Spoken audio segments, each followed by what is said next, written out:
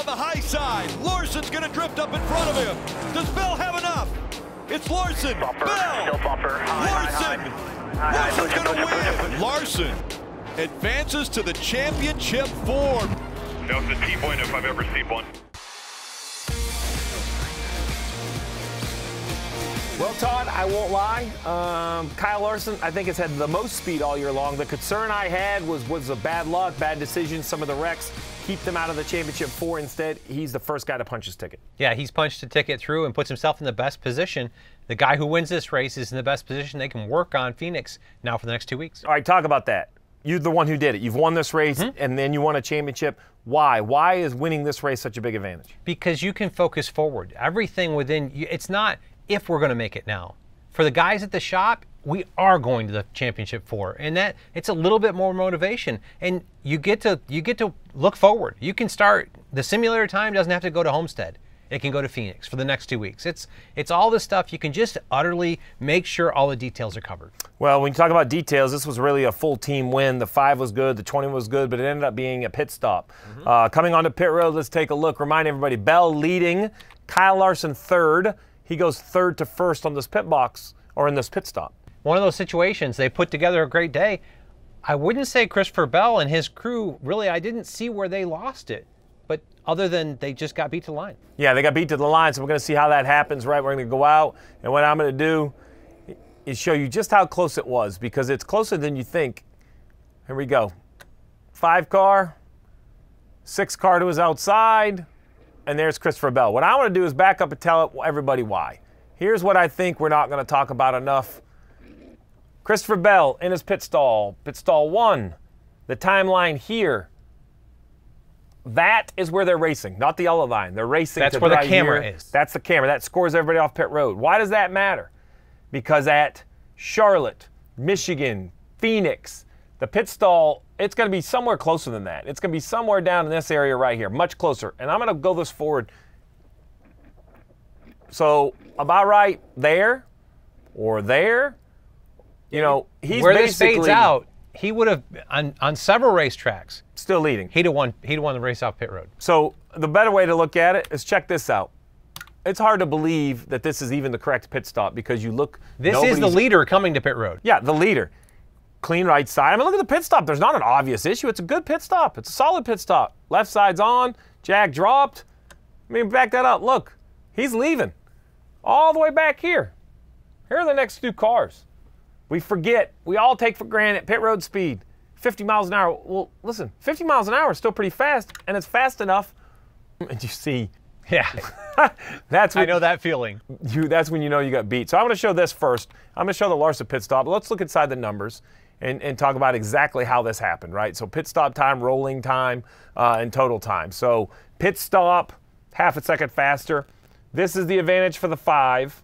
What we thought was going to be the advantage for the 20 was over here. Yes. Because you would think at pit stall 1 you would have an advantage, but between the lack of traction and the timeline being further out, he just doesn't have as much what rolling time is basically total time on pit road minus the time you're in the pit box. Yes, that's what that is. You would expect that pit stall 1 to show this being quicker. I would think from history that it'd be 0.3 quicker than where Kyle Larson was, and you see this here, it's a 1/4 second slower. The other piece that I went back and looked at all the segment times of what happened, Christopher Bell actually got more of the pit road speed than Kyle Larson did. He was closer to the speeding penalty through all those segments, other than where he decelled into his pit box and obviously leaving the pit road here. So you mean rolling? So from like yellow line here, as we roll down pit road, you're saying that when you look at the actual speed averages, like right here, for instance, he's rolling. Yep. He was better on average rolling speed. Yes. So yes. from that, by a couple tenths of a mile an hour, but he didn't give it up on what he was doing with the lights. It just has to do with how he decelled into his box and the lack of acceleration coming out. So decel. So we're going to say from probably here. Yes. From here into his box. I mean, it looks okay. Hard to really tell. I think it's the exit is probably the biggest issue. Now just listen to the engine. You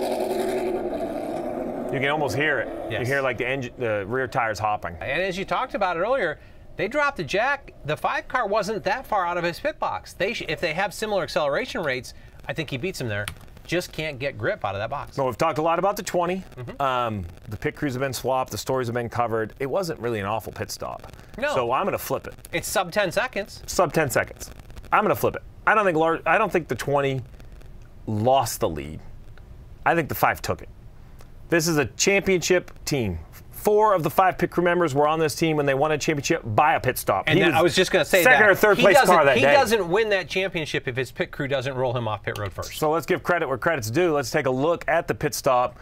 This is, I mean, I'm not going to say perfect because I'm sure they're going to critique it in some sort of way, but dang near flawless to me. I mean, this is artwork. Watch how fast this left side comes down. Tire goes on. I mean, that is as pretty as it gets when it comes to pit stops for Kyle Larson. But then it wasn't that easy because I'm going to give Bell credit. We're going to see him come into the white flag. A lot of us talked about this. I'm of the opinion Bell makes a race out of this that we never even should have saw. I think clean air for the 5 car. This thing should have been over. Instead, this is coming to the white. What do you make of the 20? Does he have any other options than what we see here? No, I don't think so. But he's done everything he can to close this gap and make a race out of it. Up there, running the top. Really getting good runs off the corner. Kyle Larson wasn't going to go up there. He kind of knew where he was, but gets good runs off the corner and gets this thing to the point where he can get in contact with the 5 car. Well, and I think the only real question is here, the 5 has to run the middle, lap car on the bottom. Look, it looks good, but I think the 5 has a better run than you think off the corner. 20 kind of looks high, 20 looks low. I know Kyle thanked him for being, quote, a clean driver. I think it would have been a really, really awful move to try to catch a guy in the quarter panel. I don't know how you make a different move. So celebration here. I want to listen into Bell, though, because I think we learned a lot in this interview. I mean, I don't know what else I could have done. I feel like that was my moment. That was my moment to make the Final Four, and didn't quite capture it. So wasn't enough, but, you know, a great day for sure to get those stage points and get a second place finish out of it. So it would have been nice to lock in.